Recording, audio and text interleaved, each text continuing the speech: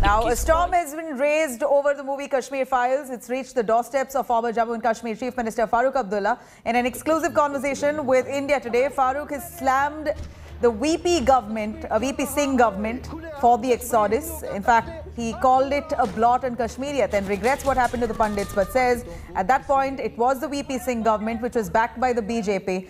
They did nothing. This is Farooq Abdullah, who says that 1990 exodus was a conspiracy and he is ready to face any consequences if at all he is found guilty. He pushes for an investigation into the matter and says all those allegations that NC leaders could have been involved and that if he is guilty, he should be hanged. The former Jammu and Kashmir Chief Minister slammed the film, claiming that the movie is spreading hate against Muslims.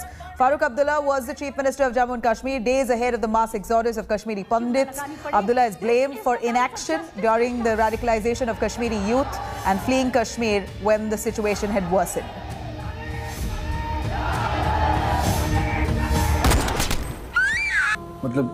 No mention of.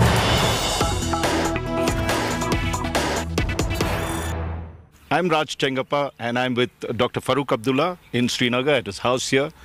Soon after the movie's release of Kashmir Files that has made waves across the country and also caused controversies. Dr. Farooq Abdullah, let me start with asking you, what is your impression of this movie and what has it done? Well, I say that this movie is a propaganda movie. It has really raked up a tragedy of 1990. A tragedy which has affected every soul in this state, not only the Hindu brethren who had to leave this state, but also the Muslim majority who were greatly affected at that time. It was a sad situation, very sad, because there was an element of parties that were interested in cleansing, ethnic cleansing, and some of the people played part in that ethnic cleansing. Now, the movie itself partly seems to blame you as Chief Minister for not doing things and in fact being lax and allowing the situation to get out of hand. I don't think it's true. Because if the people want to know the truth, which is very bitter, the people who can tell them, rather than Farooq Abdullah explaining to them, I would like to tell them to talk to or read Dullat's book, who was then the IB chief here in the state. Or talk to my chief secretary, Musar Raza, who is still alive, thank God, and living in Chennai. Talk to the governor of Kerala, who was also at that time a minister in the central government, Arif Muhammad Khan. He will also he should also apprise you of the things at that time. Because when the situation was such, and they wanted to release 5 of those people who we had caught, I refused to release them. This is when you're talking about Rubaiyat Saeed's kidnapping, yes, and the fact that it was held and you were Chief Minister at that time. Exactly, I was Chief Minister. And the government of India was led by VP Singh, and his associates were also from BJP. They were supporting his government. So the point here was that I said to them, don't do it, because it will be a terrible tragedy for the nation. A nation will pay a heavy price in future. They didn't listen. So much so, I was told that if you don't do it, we will dismiss you. I said, give it to me in writing, that your cabinet has asked for this thing. Because what will happen now, it will be the last nail in the coffin of India, in this state. You are responsible for it now. Then, second incident that took place was when the plane was hijacked and they wanted to take those 3 people from here. I begged them, don't do it. This will be a great tragedy. You're talking of the Kandahar hijack or the earlier? Kandahar. That was the hijacked plane that they did. And I said, we should not give in to terrorists. They gave in. And that is how all this thing, blew up. Because they thought, well, if Russians can be thrown out of Afghanistan, we will be throwing India out of Kashmir. And we paid a bitter price for it. And let us not be, now it looks wrong, because once the person is dead, we try to respect his thing. But we cannot forget, at that time's governor, he put these Pandits into the buses and sent them and said, in 2 months I'll bring you back. Because I have to use force on these people, and in that the retaliation might take place on you. Therefore, let me work on this, and I'll bring you back in 2 months. 32 years, where are they?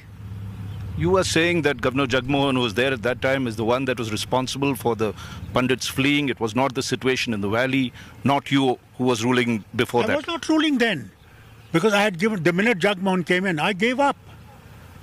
I said, you don't trust us, now you trust him. Go ahead and try to save situation. Was he able to save situation? The very first day in downtown, 50 people lost life. He was the man in charge. Then in Bijbehara, people coming out of the mosque were shot off. How many things shall I narrate to you what happened? And you were saying that the Pandits didn't flee. It was Jagmohan who asked them to leave so that he could take tough action, from what you said earlier. See, let me tell you. There'll be people who will tell you various stories. Truth will come out when you put the honest, honorable judge, retired judge, or a committee of these people to find out the truth. You will come to know who's responsible. If Farooq Abdullah is responsible, Farooq Abdullah is ready to be hanged anywhere in the nation. I'm ready to stand that trial. But don't blame people who are not responsible. You were saying a truth commission should be what is the kind of commission that you'd want? Would it investigate only the Pandits, or you're looking for an overall investigation of what is happening? It is not only the Pandits. What about the Sikhs in Chatti Singhpora? What about the Muslims who died here? My MLAs, my small workers, my ministers who were blown up. We had to pick their meat from the treetops. Such was the situation. You know, when I first saw this thing happening, Rajiv Gandhi was Prime Minister. And we caught these people, all these weapons and things. At the old airport, I still remember, which is under the Indian Air Force. All those things were laid down to show the Prime Minister that, look, what we have caught is this. And we caught a Pakistani who had come from there. And I saw him in guest house or dark bungalow in, what is that, Sopor. Police showed me. And I asked him, why did you come? What made you to come? He said, I was told to kill you.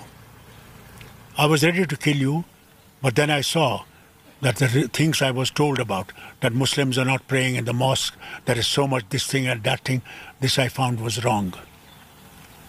I made a mistake that I came. Who was this militant that would come in? From Pakistan, somebody had come, Pakistani fellow. And I was shown this man. Those soldiers, those officers are still alive who took me to see that man. I was Chief Minister. Now, a lot of people are saying that all the killers, apart from the ones that you had mentioned, whether it was Yasin Malik, who had confessed on television, or Bitta Karate, none of these people have been prosecuted in 32 years. Who's to blame for this? Let me tell you. When they released Bitta Karate, who released him? Did National Conference government release him? Or was it government of India that released him?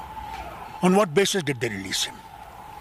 And when they took those people to Kandahar, the very first man in that, Latram, he had shot up my first cousin.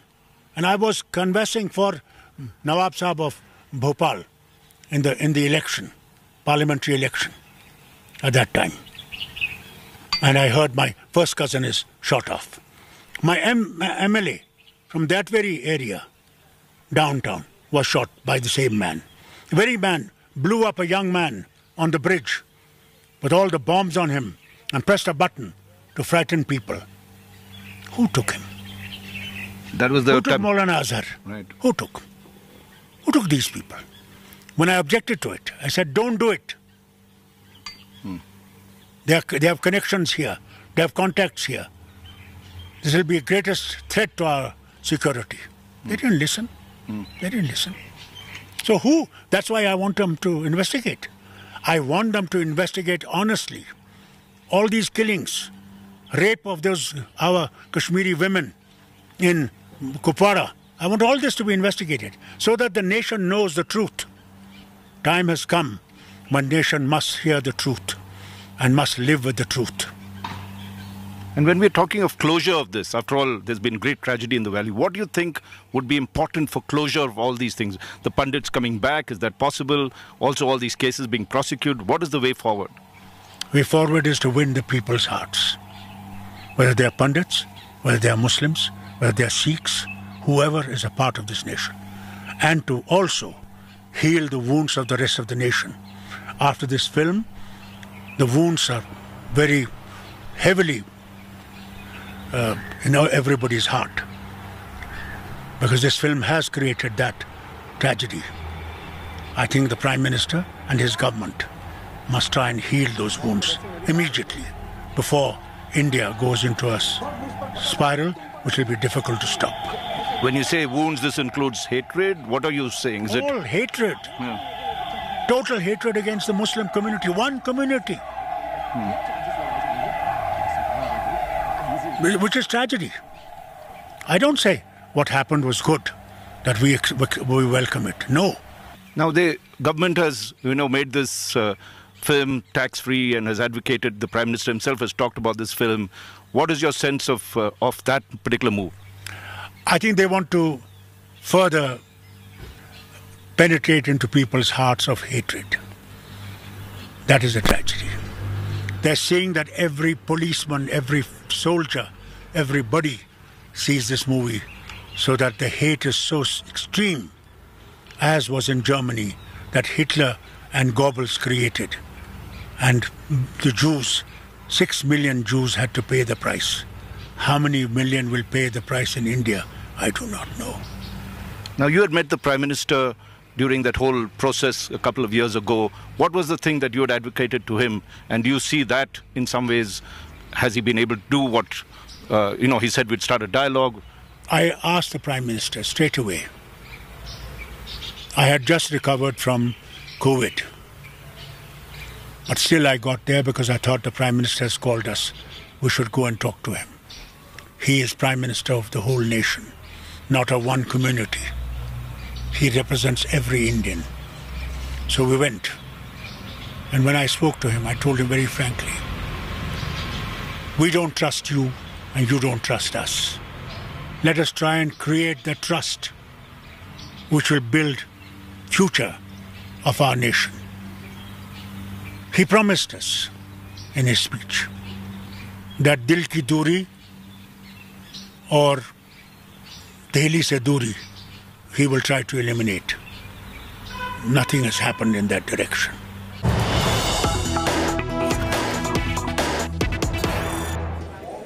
So Dr. Farooq Abdullah, speaking exclusively to India Today, says all of this is bunch of lies, propaganda, hatred, and importantly, he wasn't even in the government at that point. Why blame it on him? Hang him if the investigation proves he's at fault. Is he lying or are the Kashmiri Pandits lying? I have now on the panel, I'm joined by Utpal Kaul, I'm joined by Amit Raina, I'm joined by Sunita Bhan. All three of them have first-hand accounts of how they were forced to flee. And they will now reply to that interview of what Farooq Abdullah has told India Today. I want to start with you, Utpal Kaul. You saw first-hand what happened. When you fled the Kashmir Valley, you told me all you had was a refugee bus ticket. The bus ticket that you took when you had to flee in the middle of the day out of fear. And that, when we'll have that for our viewers as well in just a short while. But when Farooq Abdullah says, I had nothing to do, I was not in the government, it was Jagmohan, and I know you've been trying to counter these charges for the longest time. Again, it is being put forward. What do you say today, Mr. Utpal Kaul? I was listening to, thank you very much, Pooja ji. I was listening to Farooq Abdullah, and I felt if Mahatma Gandhi was speaking, he was the greatest human rights person on earth, and he was such a fantastic administrator, and he did all the good things. Let me give you the first-hand account. The first killing in the June, a priest of Vatsar Nag, and we informed that some militancy and terrorists are getting active in Kashmir, but no action. And then on 13th of September, when Tikalal Teplu was assassinated just outside his home at 9:30, and I just reached 11 o'clock to he was very, very close to me. We were working together. And so I went to his home. There were thousands of people, and I was with the dead body. I just was on the right side of dead body. And then Farooq Abdullah and his minister, Pyarelal Hundu, Director General of Police, MP of Srinagar, all these people arrived. And I took the white sheet, which was on Tikalal Teplu. I took it and showed the bullet wounds to Farooq Abdullah, and I told him, you Farooq Abdullah, you are the chief minister, this is the security you are providing me. And he said, you want security? I said, no, I don't want security, I want security for my community. And this was the security he was providing. And within short time, on 4th of November, then they assassinated the Justice Nilkant Ganju. Yes. And then Nilkant Ganju, and then it started like anything. Then the turning point was when they assassinated Premnath Bhatt on 27th of December, and within short time, hundreds and hundreds of Kashmiri Pandits were assassinated. And what he was doing at that time, and Jagmohan was not in the picture. Jagmohan came later on, and he had his friends in London. When he was in London, he had very good relation with JKLF. Why don't he talk about his relationship with the JKLF? It was shown his pictures on India Today also in the magazine. Then how he was shaking hand with Amanullah Khan. Utpal, does it make you angry? Does it make you disheartened that after all these years, politicians from the Kashmir Valley are still peddling the same narrative? While you are saying I have first-hand account, I know that he was busy playing golf, attending cultural functions, while Tikalal Teplu and Nilkant Ganju were being killed in broad daylight. What is the emotion that you feel right now? I am so disarmed. They are bundle of liars. They are liars. For all these 32 years, they are telling lies. And they were two very important people who were responsible. In Delhi, it was Mufti Muhammad Saeed, and in Srinagar, it was Farooq Abdullah.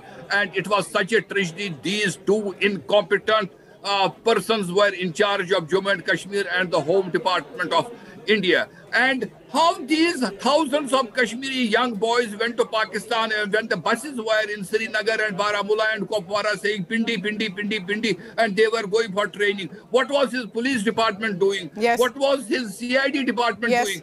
They are bundle of lies telling. And it is important to put in perspective. I'll go across to Amit Raina now. He resigns on 18 January, 19 January, Jagmohan takes over. By then the situation was completely out of control. It was already mayhem. So it was not that the Kashmiri Pandits suddenly fled on 19 January. There were already so much sloganeering, mob violence that was taking place. But Amit Raina, when Farooq Abdullah says, hang me if I am proven that I am guilty, but this is just propaganda. This is hate against a community. What do you say to this, Amit Raina? Because I know how Kashmiri Pandits for years are trying to counter these narrative and these lies of politicians. But again, they say, hang me if I'm proven guilty. Pooja, he knows he will not be hanged in this country. Even if Bitta Karat and Yasim Malik are not hanged, Farooq Abdullah has been a former CM, is a politician. So he knows he won't be hanged, so he can make any claims. I still remember the day I left Srinagar. I was carrying a suitcase. I was told by my parents that I'll be back in 15 days. And first time I went back home was not 15 days. I went home 15 years later as a tourist. And that pain still lives with me. We have spent now a lifetime outside Kashmir, and probably in another decade or 2 decades, I may not even live. But one thing, even then, I will continue to do is to get justice for my community and to go home. This one pain cannot go away. Farooq Abdullah has been lying and lying. He conveniently forgets to mention that he released 70 terrorists between July 1989 and December 1989. And those 70 terrorists went and created multiple organizations which went and persecuted Kashmiri Pandits. He conveniently does not tell you that on 19th of January, when the exodus started, he was the CM. He resigned on 19th of January, not on 18th of January. His resignation is dated 19th of January. He resigned because he knew now things are beyond my control. I have delivered what Pakistan wanted for me to do, and Kashmiri Pandits are now going to be hounded out. It was his father who, in the book called Atish-e-Chinar, which is the biography of Sheikh Abdullah, writes Kashmiri Pandits are the fifth columnist of Kashmir. A fifth columnist is the one who conspires against the nation. And so it was his way of telling Kashmiri Muslims that Kashmiri Pandits are the blockade in your freedom. They are the people who are stopping Kashmir from becoming Islamic Republic of Kashmir. So it was a very classification, discrimination from the beginning, and there were conspiracies to ensure Kashmiri Pandits are hounded out. And that is what happened on 19th January. Otherwise, which sensible politician resigns on a day when things are worse? He will step and try to save the situation. He did not. He ran away because he knew now, and he was hoping that India will lose Kashmir. We, as a nation, should be thankful to Jagmohan that he saved Kashmir for us on that day. Otherwise, India would have lost Kashmir, and Kashmir would have been dead. Amit Rana, you've just made a very important point. Which chief minister in the middle of mayhem, where targeted killings, mob violence is taking place against, and inhuman torture against the Hindu Kashmiris, which chief minister suddenly resigns and says, you know, I can't do this? And this, while it was building up, it was not sudden, and then centre has to take over. Let's go across to Sunita Bhan. Sunita, the slogans that were made against women, to have Kashmir with the Kashmiri Hindu women, the men need to leave the valley, all these slogans that were made from the rooftops, from mosques, all of these are first-hand documented accounts. What is your first-hand experience, and when you hear of Farooq Abdullah saying it was all a conspiracy, this is propaganda, this is hate, you know, so many others have suffered. You tell us, as a Kashmiri Pandit woman, what was it like in the 90s to be living through that hell, and then you had to flee and live elsewhere? Yeah, it was really a hell. अभी ये जो propaganda कह रहे हैं, ऐसा कुछ नहीं है. They all are lying. और वो हमें भी पता है कि वो झूठ बोल रहे हैं. अगर ठीक है, अब जब हम लोग जा रहे थे कश्मीर से, तब वो कहाँ थे? तब हमें कोई भी वो क्यों बचाने नहीं आए हमें, या उन्होंने तब हमें ये क्यों नहीं कहा कि आप अपने घर छोड़ के मत जाओ? अगर वो सच में वो इंसानियत होती उनमें, मैं अपना ही एक एपिसोड बताऊंगी कि मेरे डैडी ने बोला कि हम लोग नहीं जाएंगे, बाकी जितने भी लोग निकल रहे निकलने दो, हम कश्मीर में ही बैठेंगे. और 2-3 दिन के बाद क्या देखते हैं, हमारा जो मेन एंट्रेंस था गेट पे, हम एक बड़ा सा बैग देखते हैं, उसमें बीफ था और उस पे इंक से लिखा था कि आप लोग कुछ 3-4 दिन है आपके पास, आप यहाँ से चले जाओ, आपके लिए अच्छा होगा. और इतना दहशत मच गया था. और हमने क्या किया, फिर हम वहाँ से लगभग 3 दिन में हम वहाँ से एम्बेसडर गाड़ियों में निकले हैं, डर के मारे. वो भी मुझे लगता है रात को 1 बजे 2 बजे ऐसा हम निकले. सिर्फ हम लोगों ने फेरन पहना था और कुछ नहीं, बस ये था कि हम यहाँ से निकल जाएं. Utpal Kaul, when you hear these accounts, when you hear these politicians, it must take a lot of restraint of so many years to counter it in as civil a manner, when you know the politician is lying, when you know there is narrative that has been built against the Kashmiri Pandits while they were the ones to face the torture, and to imagine now what must have happened 32 years ago, all the sloganeering, mob violence, and the chief minister says, I will resign, I will go to London. And for years he was in London. And before that he was playing golf and attending a cultural function at the Marthand temple when after Tikalal Taplu had been assassinated. I tell you, this Sheikh Muhammad Abdullah and his family, Sheikh Abdullah wanted to replace Maharaja Hari Singh. And so he did that. When Maharaja Hari Singh left Kashmir and Sheikh Abdullah took, and then he thought now it will be Sheikh dynasty, and it is like that. after the Sheikh Muhammad Abdullah, his son Farooq Abdullah, and then his son Umar Abdullah, now they have started this dynasty. And they don't do anything. They think they are Raja Maharajas of Kashmir. And so when there is some trouble, when it was a big problem in Kashmir, and he as a father figure in Kashmir, he is the responsible National Conference president and the chief minister. He should have been with his people. And he was having a nice time in London, and it was a shame. It is a shame for him that he left Kashmir and left people to fend for themselves. And let me also tell you, Jammu had absolutely no role. I was a leading publisher of Kashmir. We had a huge house and a very good business. And my 5,000 books were burned. My PhD data for years which I had collected, that was burnt. Should I listen to Jammu that leave Kashmir and then you will come after picnic? No. It was not like that. We are lucky that we saved our life. We saved honor of our daughters and our mothers, and then we didn't care for our property, we didn't care for anything. And now this nation must rise and say Kashmiri Pandits and all those who were killed by all these terrorists, by JKL, by Jamaatis, by Hizbul Mujahideen. I think that's a very important point that Mr. Utpal Kaul, we should get justice. I mean, there'll never be enough time to listen to what you have to say. But I think finally the nation and finally India and the world is listening. And more power to all of you.